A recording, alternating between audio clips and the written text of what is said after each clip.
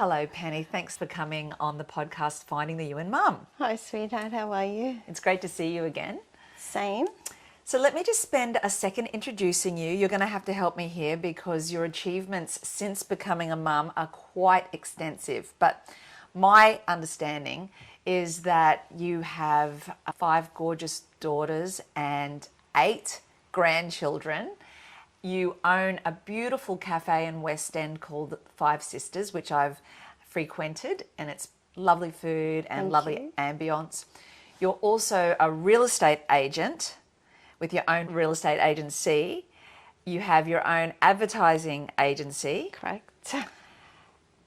And in addition to that, since becoming a mother, you also have dived into collecting a whole bunch of degrees. So just share with me and our audience the degrees you've got after becoming a mum. Once I got divorced, I set out to be a person, not just a mum. Being disowned from the Greek community and my parents, and it's a cultural thing with the Greeks. You don't get divorced, especially back in those days. So I set on a journey to teach my children you don't need a man to complete your life. You need to become yourself first to help others. That's how it started. I went to university, got an accounting degree, double major in commerce law, marketing and advertising, did a Juris Doctorate in law, which I nearly completed. I started my advertising agency, then opened the cafe Five Sisters and got into real estate. I love it all. Congratulations. So, that's a fine list of achievements. So can we just talk a little bit more before we launch in, like what it was like for you? Can I ask how old you were when you were divorced? 29. I had 4 under 5. Okay, so that's 4 huge. daughters. Yeah. How long had you been married? 10 years. I know you were steeped in the Greek community and it wasn't well received. You didn't feel you got a lot of support? No, absolutely not. I would work at Target and all the Greeks would come up to me and grab my hand and say, go back to your husband. You need to forgive him and just go back because you'll never make it. And everyone was so cruel to me. So that's brutal. And so you've had to learn pretty young, 29 is a very tender age, that you've got to rely on yourself in life. Yeah, well, the 10 years I was married, I worked every day with my ex. He was an optometrist. I'd make the glasses out the back and nurse my mother-in-law who was in a wheelchair for 10 years. So that was hard. And what was the straw that broke the camel's back in terms of the marriage? Just my husband having lots of, doing the wrong thing. But you were strong and you decided you deserved more. And my daughters deserve more. I showed them you've got to love yourself, pick yourself up. We went to church every Saturday and my faith was everything. And it continued to be so? Absolutely, yes. So that's wonderful because you were sort of saying the group community at large weren't there to support you, but the church still was. Yes, well, not just the church. I sent my children to All Hallows, so I would go a lot to St. Stephen's and just sit there and pray. Their doors are always open, unlike the Greek, only open on certain days. Yes. I always ask the women that I interview on the podcast their journey to initially becoming a mum. Was it something that they'd planned? Was it something that they really had, put a lot of strategy into or unexpected? Back in those days, you get married and have kids. It was just the way it rolled. I love being a mum. I love having children. I would have had 6, but 5's pretty good. 5 is good. And it's lovely that you've got girls. Are they close? Absolutely. They're my life. They're each other's lives. They're each other's best friends. Yes, that's so close. And that in itself is a marvellous achievement that you've been able to foster that relationship because conflict's inevitable. Problem solving is a big part of siblings' lives together. I've always included them in everything. If I went to uni, they came with me. Anything I did, my kids were with me. That sounds wonderful. I think that also taught them about ethics, morals, sacrifices, how to be the best versions of themselves, how to work hard, to give, being compassionate, all those things that make you a woman. Yes, someone that can be proud of their efforts each day. It sounds like you have encouraged them and you're very awake to your life, making goals and striving towards achievement. Yeah. They've all gone to uni, got degrees, they've all got their own little businesses, and they've all got their own real estate, which is really important. So That sounds wonderful. Yeah. So let's ask some questions. What's the funniest parenting moment that your kids will probably never let you live down? We went to America one time, it was New Year, and we were all in different rooms. I didn't realise staying at the Sheraton, that's where all the people go to watch this ball drop. So I thought, oh, it's time, you know, we should go down. All the kids said, no way, Mum, there's like barriers and you can't cross them. So we text each other and found each other in the lobby. We all grabbed hands, 5 of my daughters, a few of their friends. So we all went out, and I said to the police, I said, I'm really sorry, I came all the way from Australia and I have to see this ball drop. I didn't realise it was this tiny little thing that... So it's just this anticlimax. Everyone's like waiting. What sort of ball is this? I'm not familiar. I don't know, it's just this ball that sits up the top and it drops. It was like... Well, you're just smiling and thinking, I don't get it. Yeah, and looking at me thinking, what have you done, Mum? Millions of people here, and you managed to get the police to take us to watch the ball. That was just insane. Have you done a lot of travel with the kids? Yes, I've taken them everywhere with me. Europe, Greece, my favourite part of the world, but yeah. Yes. Yeah, whereabouts are you from originally? My parents are from Kefalonia, which is Cephalonia, which is closest island to Italy. Gorgeous. So yeah, it's heaven. It's heaven. Yeah.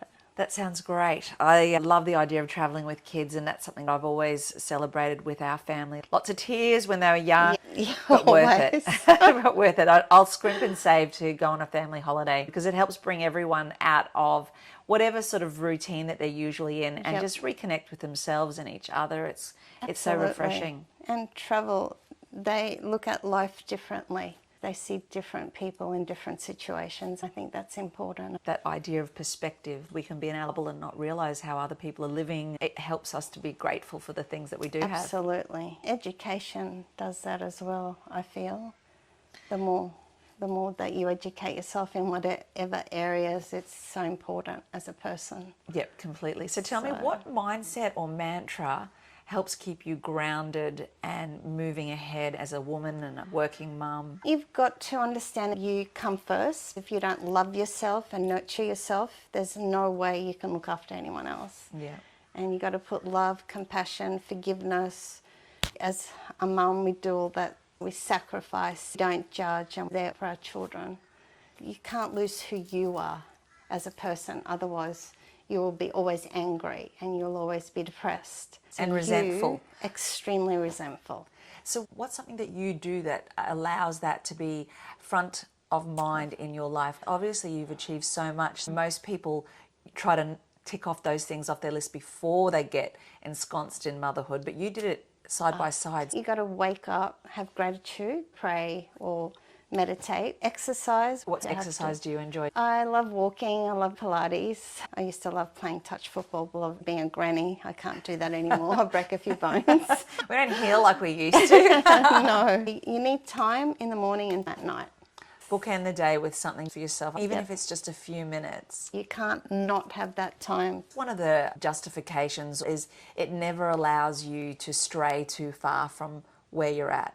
You're not so distracted by the daily grind that you wake up one day and say, I don't know who I am anymore. I'm just this machine that provides for others. By prioritising in the morning and evening that little bit of a connection with yourself, Absolutely. it means you remain close to yourself. Absolutely. And that self-awareness. You have to be authentic and you have to remind yourself, I'm not just a mum. Yes. I'm Penny or Christine or Marianne or whoever you are. You are you.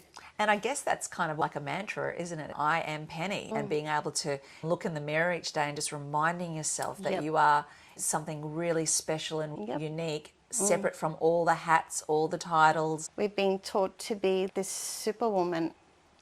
What's the most shocking truth since becoming a mum? I didn't realise how much of yourself you've got to give all the time, to the point where there's nothing left of you and you've got to keep reminding yourself that's okay. Do you feel like it helps you to be a better person? Absolutely. It's developing attributes in you where you'd be pushed to be so selfless at times. Even though this podcast is about ensuring your identity and individuality while being a mum, I don't want to take away from the journey of being a mum and how beautiful it is, but also what a growth opportunity it is. And I think your children support you. They want you to be the best version of yourself. That teaches them to become great women or men. They look at you and want to be you. Because they can admire you and you're Yes. setting an example. Selflessness is a good example, but also how you manage to carve time for yourself each day. It's an interesting recipe of giving, but also giving to yourself as well and keeping yourself in that pie chart of offerings and generosity to make sure that you don't end up, I guess, pegging your identity too much around being that selfless person that's just always there for their family and everybody else, because it can be really tempting to fall into that trap of that being that martyr. Absolutely. And if you do fall into that trap, then you spiral, you become depressed, you don't think you're worthy, and you don't want to go there. That's a luxury no mum can afford at all. Yep, you're right. So it's almost like, don't just take care of yourself for your own gain. Do it because at the end of the day, you won't be any good to anyone else either. What does the term finding the you in mum mean for you personally? Finding who Penny is was really important to me, because if I didn't find who I was as a person, whether I was funny or giving, I love cooking, so the kids and their friends would come and cook. I needed to find who Penny was. I set out on a journey, because being Greek, like, you were just taught to, you get married, you have kids, and you shut up. I interviewed a woman recently who is from India. Nice. And her story is quite similar in that there was just this mandate, this cultural expectation that once you become a mother, your job is to look after your kids, and then your husband, then your home, and for her it was like, and then your garden, in-laws. and then the family of origins. And then it's like, she said there was no room for her. She also, interestingly, ended up divorced, and that was a really interesting turning point for her. Similar to you in the way that she realised, okay, I have to start doing this differently, otherwise I'm going to find life very unfulfilling. Because getting an education is not what Greek girls do, because then all of a sudden you see life differently. Yes. And you have a voice, and you do things differently. Are you finding that the younger generation of Greek girls and women are shifting away from that paradigm? Absolutely, yep. Strong, they're getting educated, they're living their life for today, which is amazing. And so how are they breaking away from tradition? I have lots of Greek friends, like an honorary Greek. I love the spirit of the culture. Food is a vehicle for connection, their faithfulness to family. They're just fun. I like the fact that they're quite loud often, without wanting to make too many stereotypes. Yeah. You know, the Greek friends love to talk over each other. It's a lovely blend of energy and connection. It is. But how are you noticing your daughters and their friends being able to safely break the mold and still be part of the community and celebrated? Well, I guess because, like, back in the days, you weren't allowed to go out with a different religion or culture. It had to be a Greek boy. Now we're all one. We're not just Greek, which is beautiful. And we take our partners to church. They are part of all of our festivals and traditions. How do the older people in the community receive this young Greek girl that they've known since they were in nappies, now bringing this Australian boy or some other culture to an event? Are they adjusting to the shift, or are they resistant? I think they're still very resistant, like my parents, but they're slowly coming around. In terms of people from other cultures joining the Greek community, are they enjoying it? Absolutely. The experience? They love the craziness, how we're all connected and a family, and we are loud, and it's beautiful. So your daughters, how many of them aren't with a Greek partner?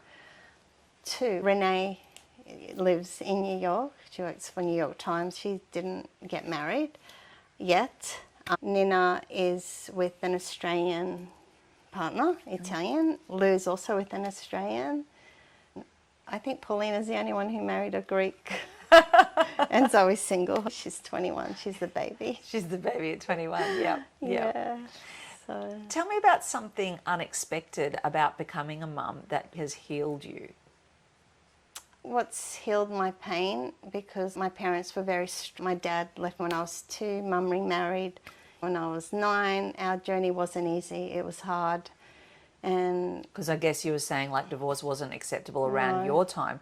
What would it Let have alone been my like? mum's. Yes. it was very hard for my mum. And I guess my daughters have healed that pain. I always felt I had to overcompensate because they didn't have a dad. He was never there for their milestones, school things, or the university graduate. They've healed that pain in my heart that I felt as a child that I didn't get from my mum and dad. Did your stepfather manage to? He was a really good dad, yeah. So he did try. Amazing. He did, but Sounds like there was a gap between Yeah. when your mum found him after divorcing. it was hard. Mixed families are complicated. A lot to So, juggle. Absolutely. But it's nice how you've been able to feel that healing and almost that closure by being able Yep. to do it differently. And Yep. interestingly, even you ending up divorced, but not letting the kids feel they're missing out, like being Yep. able to let them still have a full life, even though you Yep. mirrored some of the similarities of your childhood. Yeah, so Yeah. it was good. They needed to know they don't need a man or a partner to complete their lives or who they are. They need to find themselves first. Do you believe in the concept of supermum, or do you think it's a construct that needs to be dismantled in our society? Yeah, we're all super mums because we're juggling kids, work, debt, bank managers, or whatever it is. But I don't think we're perfect. It's not a perfect world. We don't need to be perfect. We're just doing our best. And I think super mum, it's hard. I don't think, women need to use that word. This is a lot of pressure on them. It does. It does. I mean, I think I've had people with the best intentions say, "Oh, you're a super mum," because of something I may have done, maybe baked something at a sporting event. While part of me wants to bask in that compliment, another part of shies away, makes me Yeah. frightened, because it's like, well, two things. It's like, firstly, I'm not. And if you scratch the surface a bit, you'd see that. But secondly, if you see me as a super mum, I'm very attracted to that idea. And now I feel like I have to live up to some expectation in Yes, your mind that that's I can't right. even fathom. Yep. So I love to hear people's perspective on the term supermum, because part of us think it's shiny and alluring, but part of us, probably are aware that it's a bit of a trap too. It is, yeah. And it's a hard tag to have on yourself, I love the way you said, well, we're all supermums. If we're upright and the kids aren't foraging in the yard for food, we're doing good. Yeah. It's like my daughter, she's breastfeeding her baby and she's at work. It's like, you don't need to do that. Put the baby on the bottle. But you did it, Mum. Doesn't mean that you need to do it too. It's okay. That's right. It's allowing people permission Yeah. to figure out what works for them and not be tethered to some concept around being a super mum or doing things in a particular prescribed way. And the other thing about this whole super mum thing, in my opinion, is it sort of like sucks the authenticity out of it as well, because we're trying to be prescribed. We're watching what the latest super mum definition is, and we're trying to adhere to that, rather than just settling into our own rhythm, our own preferences. We all have really great strengths as humans, as women. Absolutely. Yep. And we can let that be what pioneers our decisions as mums, not this concept of being a super mum. Because then we feel judged, Yes. and we shouldn't be judged. That judgment has to almost occur with the supermum title, doesn't it? As to be defined as a supermum, someone's done some kind of assessment that you get to be supermum. Maybe the person next to you doesn't. We want to move away from that. Yep. We're together. One of the wonderful things about being a mum, in my opinion, is the camaraderie that happens between women have children that Yep. are mums, because there is a bond we get to share. Absolutely. We don't want to take that away No. with comparison. We're all unique and we're all beautiful women. Tell me, what's one of the most meaningful and special compliments you've received? Oh, I guess from my children telling me, apart from the fact that I'm crazy in a nice way, Yes. that the things that I've achieved, that they just find it insane. Like, how can you balance work and your businesses and still smile, be kind, caring, and give to them and my grandchildren, because I have at least 4 sleepover every night, and they're always at home and I'm looking after them, plus working. Yeah, wonderful. And going to uni. They didn't know how I went to uni and raised them, so they're very proud of me. Yeah, and So. justifiably so. So I guess you're saying of all the compliments you've received, people see your life and can't even fathom how you get any sleep whatsoever and how you keep that beautiful smile on your face. The most meaningful compliment comes from actually, interestingly, your own children. Yep. That they see you now more than just a mum, but this woman that's, you know, taken life by the horns and decided, Yep. I am not going to just be ordinary. I'm going to make the most of my talents, my intelligence, my opportunities. Yep. Yep. Absolutely. I think that's marvellous. Yep. Can't be a doormat. No, and I think that you probably learnt that the hard way because your first marriage didn't help you feel good about who you were. No, I wasn't anyone. I was someone's wife, someone's mum, someone's daughter. Did you feel invisible? Yeah, I never had a voice. So it's nice to be Penny now. And knowing you, even though I don't know you deeply, I find it inconceivable how you would have tolerated that kind of behaviour. But maybe it was you were younger and you didn't know any better and you had society and the culture really pressing upon you, this is the way to do it, just do it, comply. Yeah, well, you had to.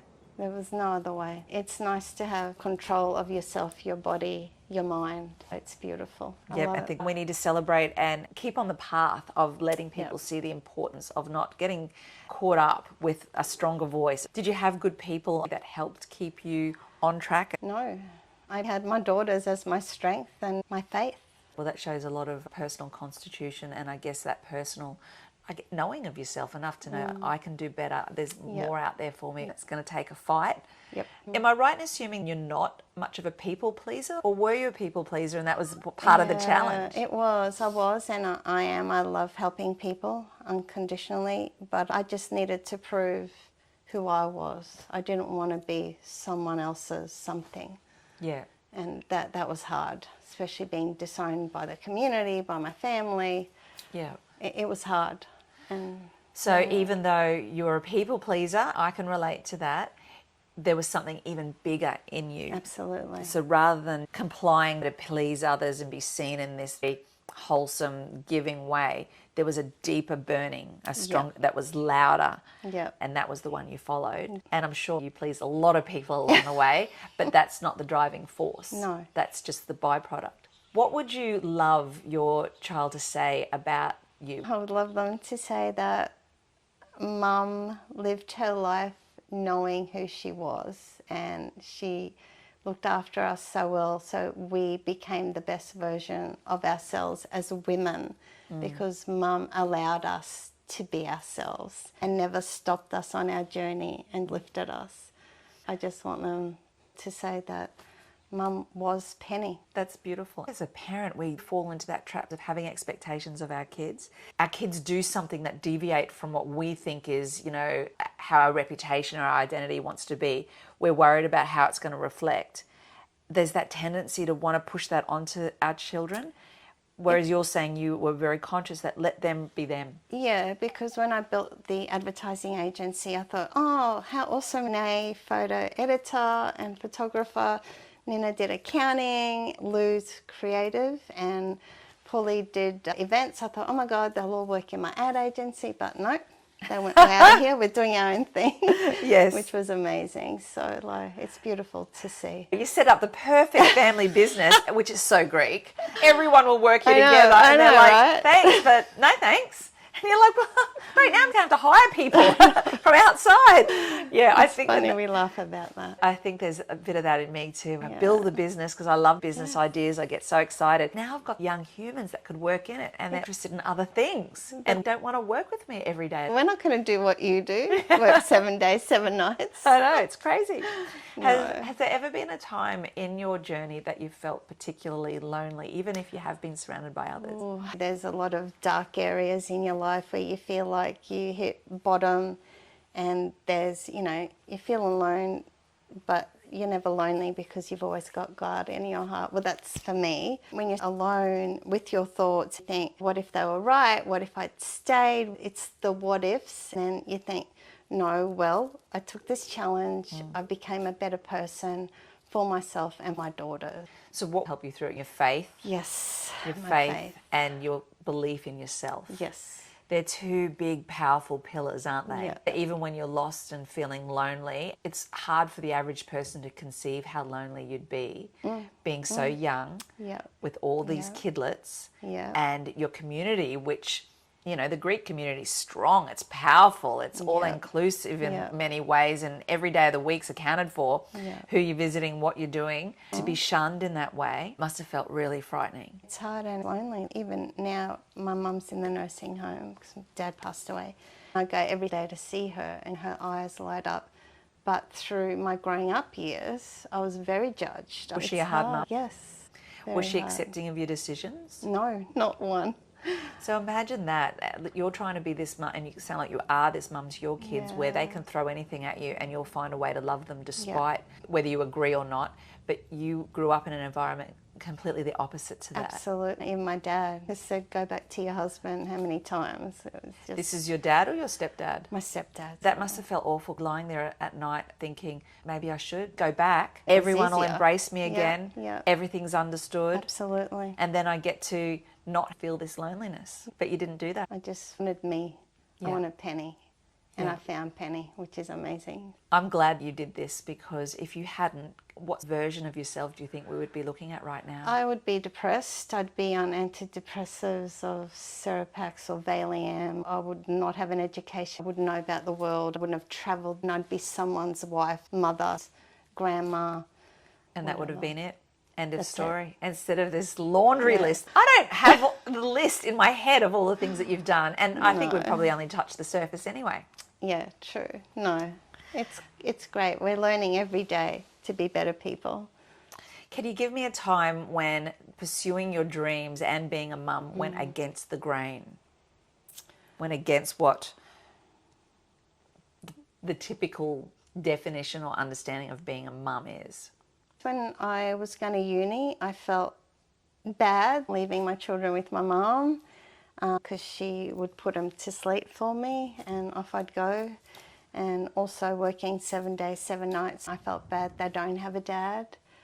And that's why I always said, you know, public, private schools, that was really hard. And the only reason why they went to All Hallows was because I felt they needed the church, and because they didn't have a dad, I didn't want them to go down that bad path. I'm not saying that a public school would do that, because my youngest daughter went to Sad High and she's a brain, turned out perfect. But at that time, You just wanted to make sure you had as much scaffolding as you could for them. the support. I didn't have family around me. So if you were going to wrap up a beautiful piece of wisdom that you could share, what would be something that you would just, because it feels like you are the poster girl for this podcast. When I was inspired to create this podcast, it was wanting people to understand the varied lives that people can have in addition to being a mum. That being a mum is a wonderful role and you clearly adore it, but you haven't let that eclipse your own interests and identity. You've had to fight so hard to maintain that from a really young age. Just find the you in mum. Find who you are first. Give everything to yourself in order to give it to your children and your family. So love who you are unconditionally. And I guess there's days where that doesn't come so easily, but if we keep that as our true north, we can't vary too far. Forgive yourself and stop judging yourself, and just be honest in your heart. And then happiness will happen and your kids will be happy and everyone will be well balanced. Thanks so much for coming on the Thank show, you. Penny. That was really enjoyable, and you've shared so many insights, and I feel like we've only scratched the surface with some of the topics there, because I think what I loved about our conversation today was it does talk a lot about the two big themes, three, but two big. It was like divorce, what that does to your trajectory, both ways. For you, divorce was the best thing you ever did in many ways. And also just the fact that as women, as mums, we also are part of a culture. And that cultural impact will define how we progress. And sometimes in finding the you in mum, it also means figuring out how that's going to work in amongst your cultural setting. Yep, absolutely. And it sounds like you've got to be willing to bear the brunt of some gossip and some pain and some discomfort, because I'm sure you didn't come out unscathed. No, absolutely not. You build a barrier around you and never look back, Yeah. ever. Yeah. So, yeah. Wise words. Thank you so much. Thank you so much.